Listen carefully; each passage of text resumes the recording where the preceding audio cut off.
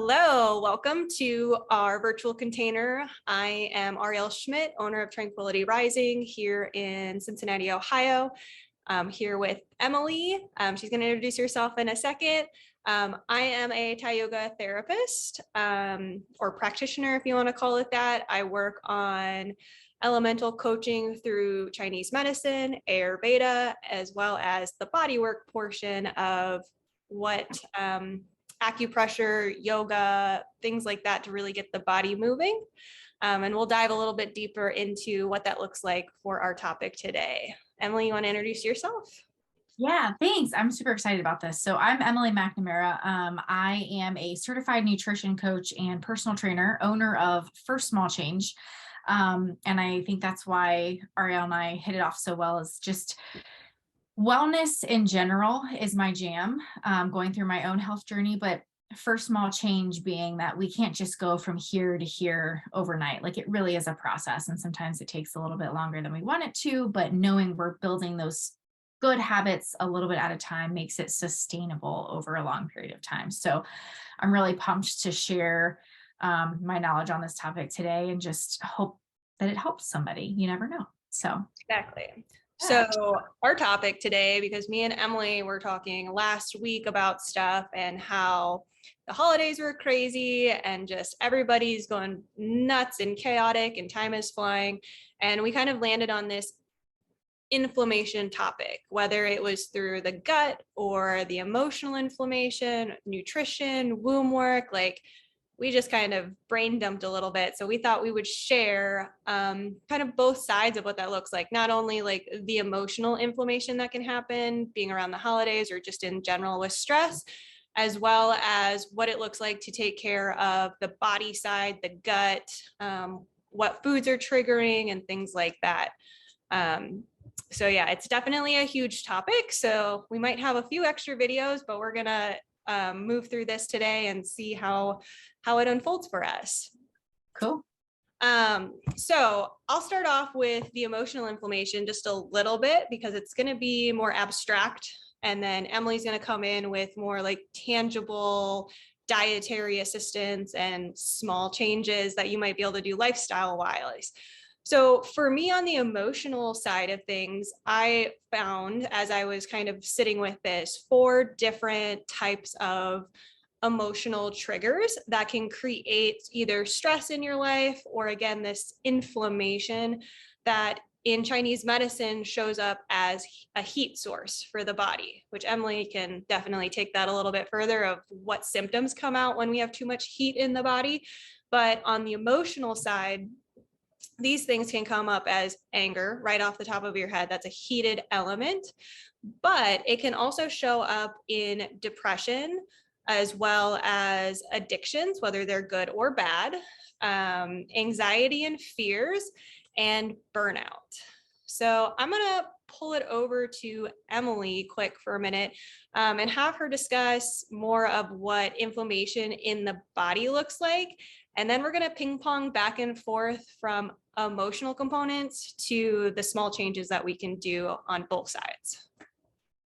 Yeah, it's kind of hard to pick a starting place for that, but I think where I want to start is your emotional piece and thinking back to, so I'm a former special ed teacher, and this is where my health journey started 6 years ago. Was my body was always in this constant state of stress with what was going on during the day, right? Like, you're always putting out fires. And so emotionally, I didn't realize it at the time. And a lot of clients that I work with, I mean, if we think about the job that we have today, the world, the way that, like, you're just always thinking about kind of what could go wrong, or the next steps. And so I want to share a little bit about when your body is in that like heightened emotional state.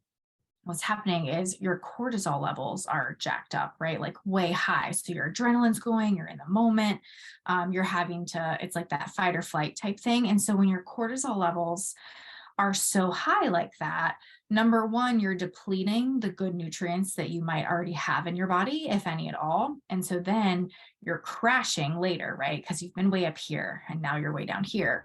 And so it's it's hard to know that that's kind of what's happening. And you've got to really work twice as hard to get like good food in and supplementation to get back to that good state. But if you're always kind of in that fight or flight, or you're struggling with things mentally, emotionally, which is totally understandable, one of the things that we want to do is try to keep those levels like even keel.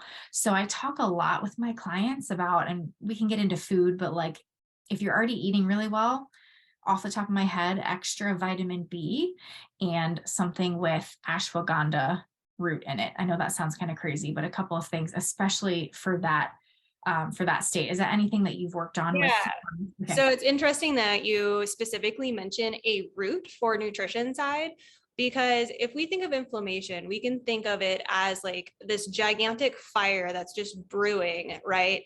And so if you're at a campground, like there's only two options to put out, well, a couple options to put out a campfire, but most of it is like there's no water around. So I'm going to put earth on top of it and like smother it. Mhm. And so when we go into that emotional space, and I'm going to put this gigantic colorful chart up on the screen, and don't worry if it's really confusing, but it goes into the Ayurveda and the Chinese medicine. So if you're in the yoga world, your earth element or your root chakra, it's the thing that like keeps us really grounded. It identifies like our safety and security space. So Emily mentioned that fight or flight response, right? Most of the time we experience that heightened excitement, or like the go, go, go. And it's because there's nothing around our fire pit to keep it contained. So that's where we bring that earth element in. And so we can ask ourselves, what does my schedule look like? What does my personal need space look like? Do I actually need to set up some boundaries with my time, my energy, personal relationships?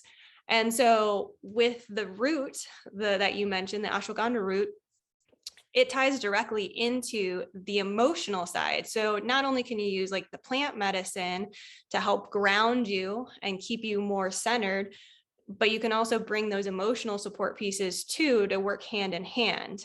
You know, if we get out of our Western world of where like take a magic pill and you're good to go, and we actually reconnect with what we're taking, back in the day, like herbalists would sit with whatever it is that what they would want to work with and kind of almost have like a communication between it to understand how it would affect us. And it's so interesting that you say all that too, because I'm thinking of, again, the quick fix. So when we're feeling this way and we don't realize why, it's impacting our sleep, right? And then if your sleep's impacted, it's impacting your energy for the next day. And so if you don't have enough energy, are you going to be working out or eating well and making those good choices? And it's really this cycle. And so we're taking those band-aid things of medication for like this over here, but getting back to the root of what has caused this is really going to be more beneficial and get to the center of that inflammation piece. It's just all so connected that if we can pinpoint it and then work it from there with those small changes, you're not going to need all that stuff. You can have that focus to like just stay good all the time. I'm glad you said that. Yeah. There's for every like chakra we connect in with, there's like a deficiency category, an excessive category, and then the balanced state. So right now we're talking about the earth element, and what that looks like is feeling secure, feeling the ability to like sit still, focus, and kind of just be at this baseline neutrality of like, I have everything I possibly need. Maybe not everything I want, but everything I need to feel safe and secure. And when we start to deviate off that baseline, we either go deficient, and that's where that anxiety, depression, restlessness, some of that ADHD, lack of focus comes in. And if we go above the baseline, that's where the like, I don't want to call it lazy, but monotonous space comes from, where we are unmotivated, where we might indulge or overeat or over something. And again, I mentioned like not all overindulgences are bad habits. Like if you do anything in excess, it's going to put you in a bad category. So too much exercise, even though we think that that's okay, we always need to come back to that baseline. Like, okay, I did something and I'm coming back to that baseline. Mhm. So anytime we bring ourselves back to baseline, we reduce that inflammation, both on the physical side and also the emotional side. And some of those like physical inflammation symptoms that pop up are like joint pain, brain fog, gut issues. You have any other ones that are like off the top of your head?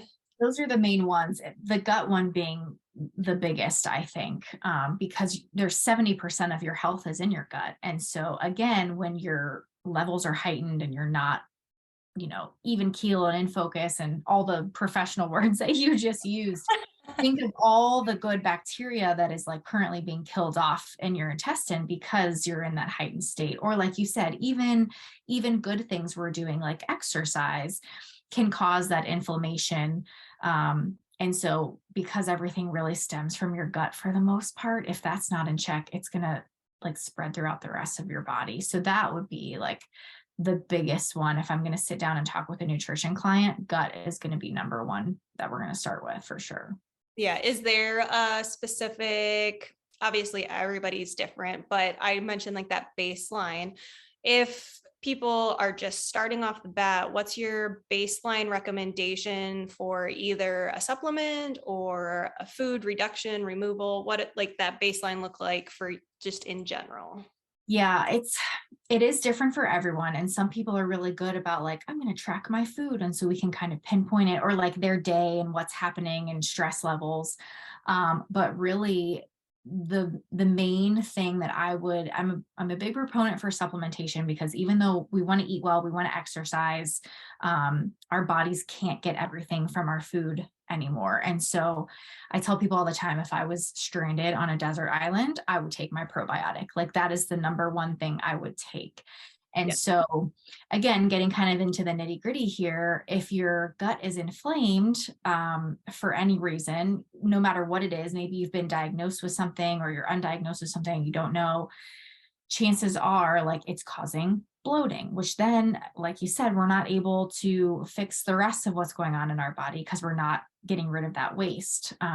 So probiotic number one, because I tell people all the time, like TMI, but at least 2 to 3 bowel movements a day so that you're getting out that like what could be inflammation in your body. So a top-notch high quality probiotic, and I have a recommendation for one if anyone wants to talk, is where I would start. Yeah. And it's really important to mention that if you're on any type of Western medication, it potentially might be hiding some of the sensitivities that you have.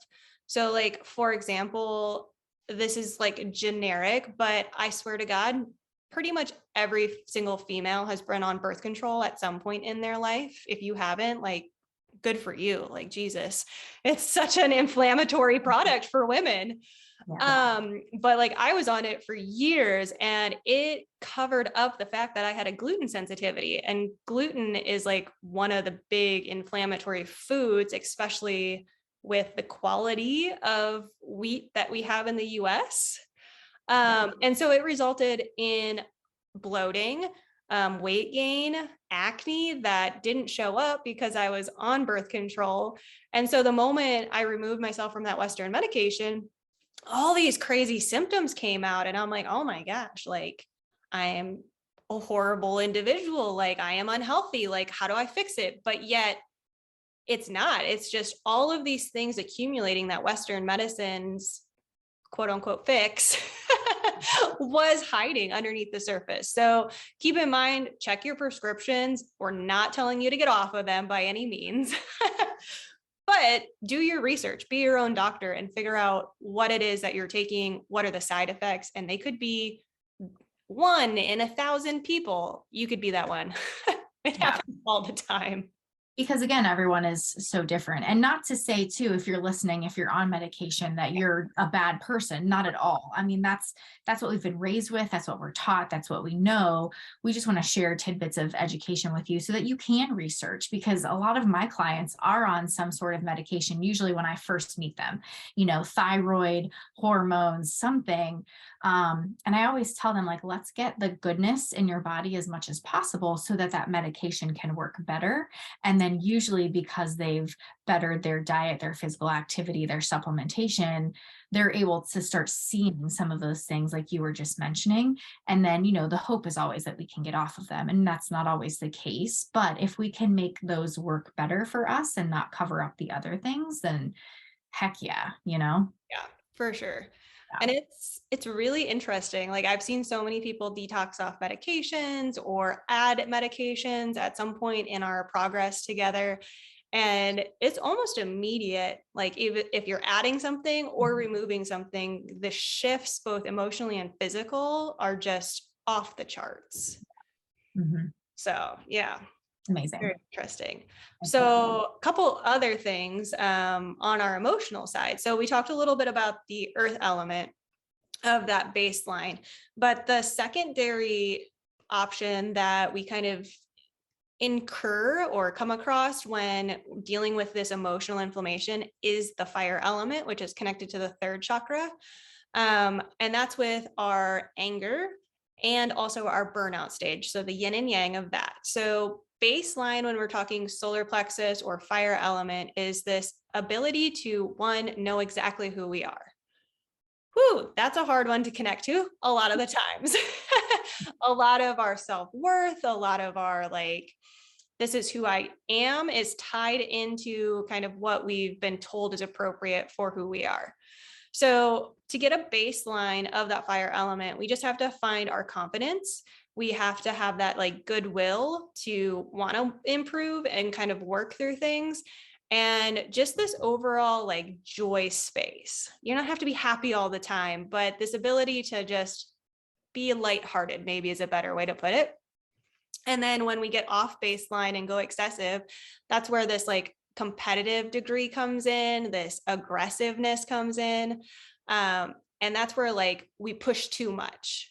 So if you're marathon training or whatever, it's a lot. So to push yourself further and harder is not always key because it's going to create way too much fire, injuries, all this other stuff.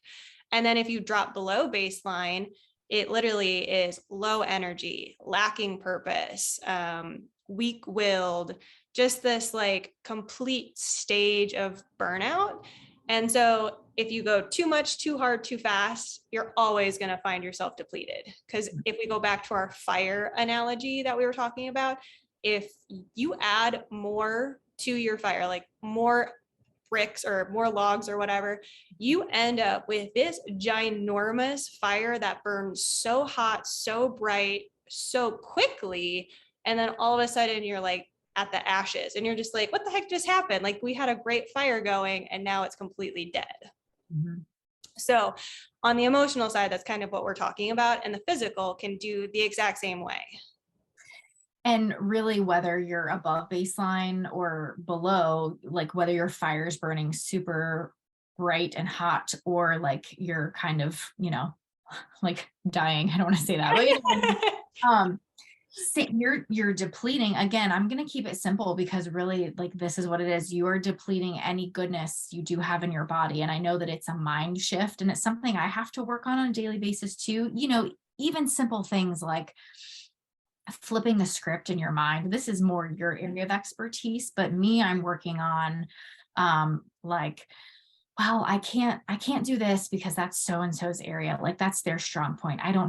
Basically I'm telling myself I don't have the confidence in that area, but that's just my brain telling me that. And when your brain is saying those things, that's what you see and hear. It's like that red truck analogy too. When you buy a red truck, then you see it everywhere because it's in the front of your mind. Same thing if you're I can add one more thing because I can go hard, then you're basically telling yourself that you can't take a break, right? Exactly. I think we all go to. And then on the other hand too, once you hit that burnout and you're just so low and you can't do anything, you've hit that physically sick part, most likely, or the part where you're not sleeping or your body's so inflamed that it hurts, or that your belly's not functioning the way it should be. So I'm again going to go back to any foods and supplementation with vitamin B, because that's the first thing to like leave our body, basically. It's water soluble. So even when you're doing the good stuff, like the exercise or whatever, but even also just being out and, whatever pollutants are in the air, it's already depleting. So if you're going super hard and hot, like that fire, you're going to need extra. And it's, again, going to help keep you up with like that energy and just those positive feelings, like she was saying. I mean, it's kind of amazing how one simple vitamin can cover so much and keep you in a good place, no matter if you're here or here. Definitely. I know I'm on a vitamin B supplement, and one, it's Cincinnati weather, so we don't get a lot of sunshine or really anything. So supplementation is key here. Yeah. But the vitamin B has been life-changing. It is that like energy source. You take a dropper in the middle of the day, and I'm like, oh, that's kind of what I needed. This is great. Mm-hmm. And Yeah. I will encourage you guys to move off onto your own for a second, maybe pause the video, or I'll put the meridian clock on the screen here, and you can pause it. But it's really interesting to see like when certain meridians are dumping throughout the body, because they're all connected to your organ system. And so you can even start to take your supplements based on what organ system they are used for. So if your gallbladder is dumping, in the middle of the night, probably a bad example, but you don't want to take a supplement that is meant to assist it, because it's just going to dump it. You want to make sure that you're taking it far enough in advance so that it actually can assist in dumping that organ. Yeah. So I don't know. I kind of geek out over the meridian clock, because one of the biggest things I know, we talk about sleep. Mm-hmm. And so alcohol is a big sleep deterrent. You might fall asleep really well, but then you'll wake up in the middle of the night and the liver meridian is dumping at around 3-4 o'clock in the morning. And if you start paying attention to when you're waking up, you're going to get like frustrated, because you're going to like kick yourself in the butt, like, oh man. And I'm glad that you mentioned the liver, because that obviously that's part of your filtration system in your body, right? And it functions with that C-reactive protein that's created in your liver. And your C-reactive protein is what the doctors test to see what your inflammation levels are. And so that C-reactive protein is that inflammation piece. So when I talk with clients, I'm like, okay, let's talk about, so I'm glad that you mentioned liver. And that makes total sense too, that's the time that it's dumping it, the way that like your body's metabolizing it, your liver's like detoxing, it's crazy how much one organ can sort of make or break you there. Yes, exactly. And like, there's a reason that you go to the bathroom right away when you get up in the morning. Like oh man, if we were taught the Chinese medicine, or an Ayurveda medicine, like as we were growing up and doing certain lifestyle habits, oh man, the small changes would already be habits that we wouldn't even have to second guess. Yeah, I know. Pretty amazing. I know. Some of them I still need to work on too. It's a work in progress. Every day you got to wake up and do your best. But yeah. Definitely. Yeah. So that's kind of a snapshot of like the emotional inflammation. We can definitely dive deeper, but I think both me and Emily are trying to keep this light. And just the first stage of that, like small change for you guys to start thinking about, for you guys to, start searching your own medications or the inflammatory foods. I know Emily's going to go over inflammatory foods in a second, but yeah, that's kind of the whole factor. Like, can you bring a little bit more earth into your emotional life to keep you grounded, to keep you de-stressed? And one of my favorite activities, if we're talking about things you can possibly do to bring inflammation down that's not food related or supplement related, is grounding in the earth. So barefoot walking, or gardening, or eating with the seasons. And I'm sure that goes directly in with your piece too. But those are my top 3 things. When anybody has an earth imbalance, I'm like, how much time do you spend outside? Yeah. Now, go hug a tree. Yeah. I laugh, but don't hug it, but maybe sit underneath of it, pause, relax, do something.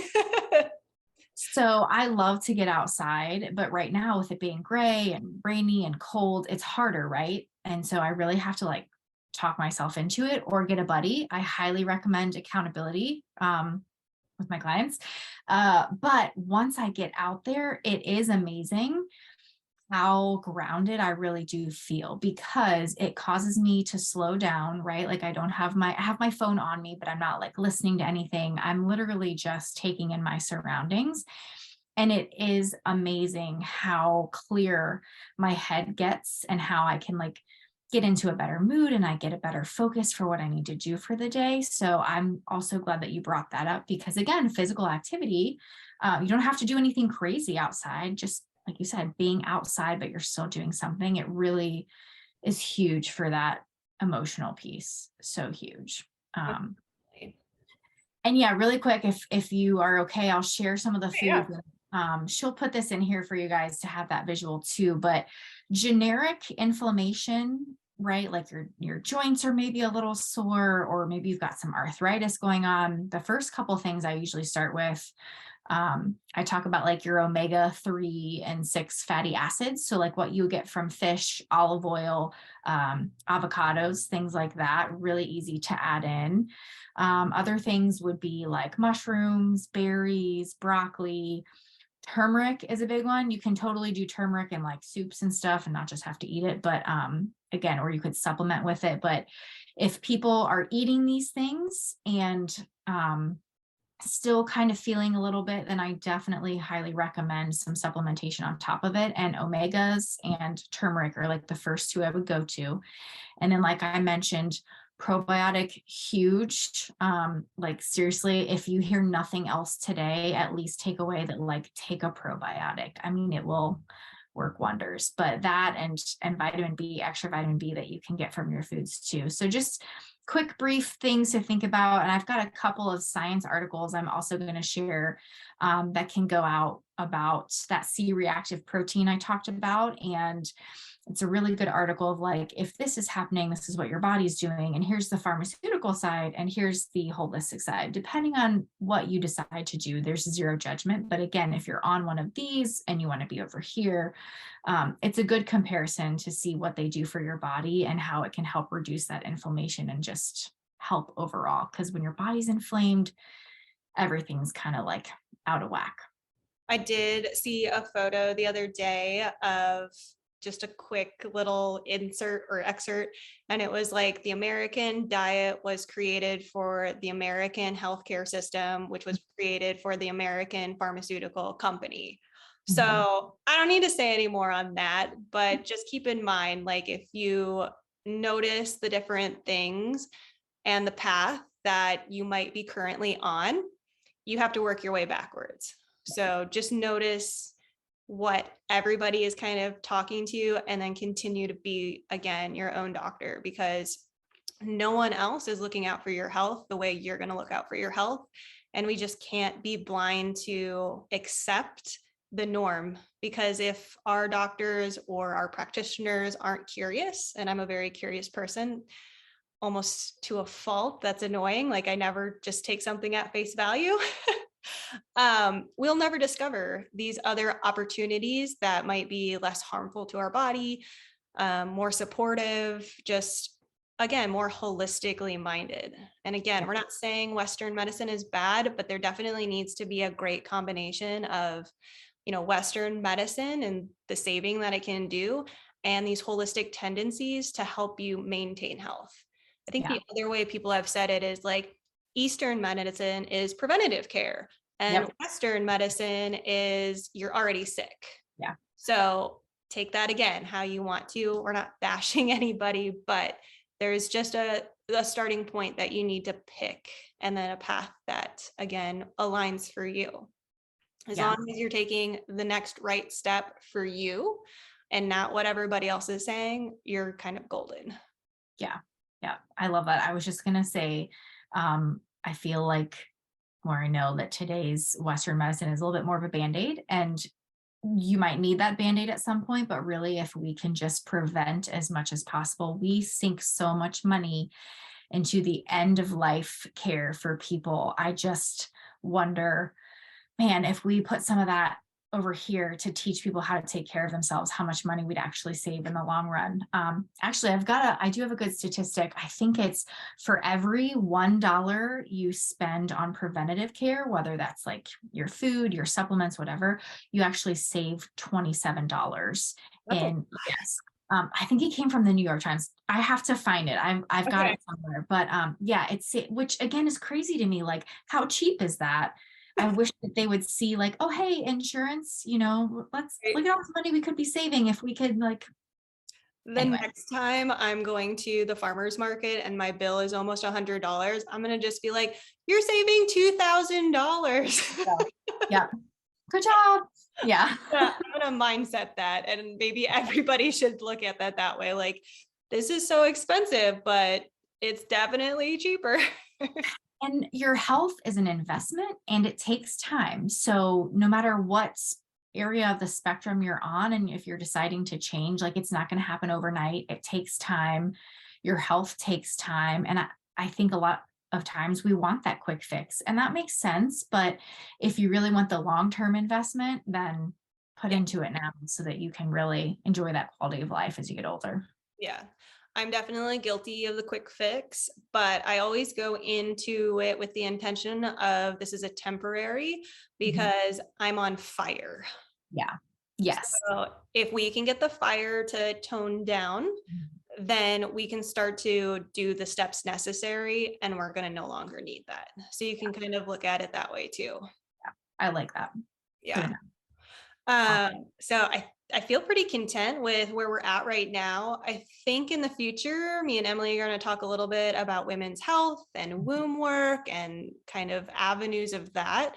Yeah. So if you want to continue down this rabbit hole that is the holistic world, we are going to be here. I'll have linked below both of our websites and where you can kind of connect with us. We all have different like retreats and workshops and things like that you can ping in on. So thanks for joining us today. And yeah. Yeah, thank you.